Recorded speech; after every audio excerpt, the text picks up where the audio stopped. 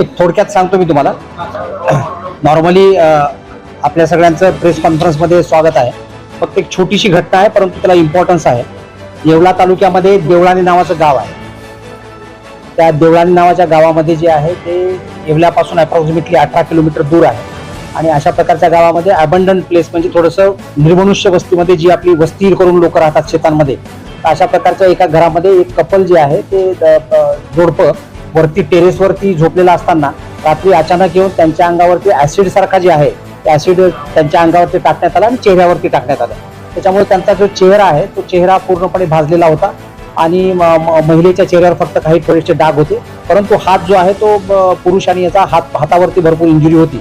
तर त्याप्रमाणे आम्ही तो गुन्हा जो आहे तो गुन्हा त्या ठिकाणी परवा दिवशी जो आहे तो गुन्हा रात्री दाखल केला, शनिवारच्या रात्री. तर त्याप्रमाणे तो योग्य गुन्हा दाखल केल्यानंतर त्यामध्ये तपास केला.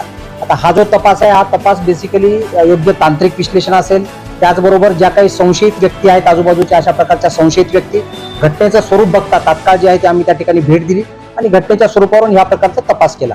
त्या तपासामध्ये जे आहे ते त्याच भागामधील एक चांगदेव मोरे आणि सचिन कोटमे 40 वर्ष आणि 20 वर्ष हे दोघे जे आहेत ते काका आणि पुतणे अशा याच्यामध्ये आम्हाला आरोपी निष्पन्न झालेले आहेत. गुन्हा त्यांचा कबूल झालेला आहे.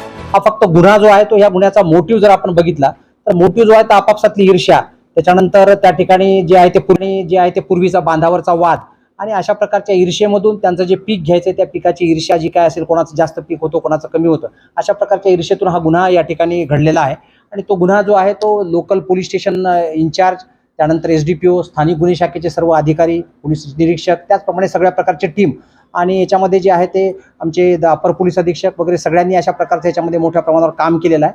आणि 2च दिवसामध्ये हा गुन्हा जो आहे तो आम्ही उघडकीला आणला, जेणेकरून लोकांमध्ये विश्वास राहील आणि लोकांमध्ये पोलिसांप्रती हे राहील की अशा प्रकारचे गुन्हे जर सिरियस जरी गुन्हा असेल तरी तो गुन्हा तात्काळ उघडकीला येईल. त्याच्यामुळे आम्ही त्या ठिकाणी गुन्हा उघडकीला आणलेला आहे आणि आपल्या माध्यमातून हे जे आहे ते लोकांपर्यंत पोहोचलं की नाशिक पोलिसांनी जी आहे ती तात्काळ गुन्हा उघडकीला आले, लोकांमध्ये समाधानाची भावना राहील या ठिकाणी.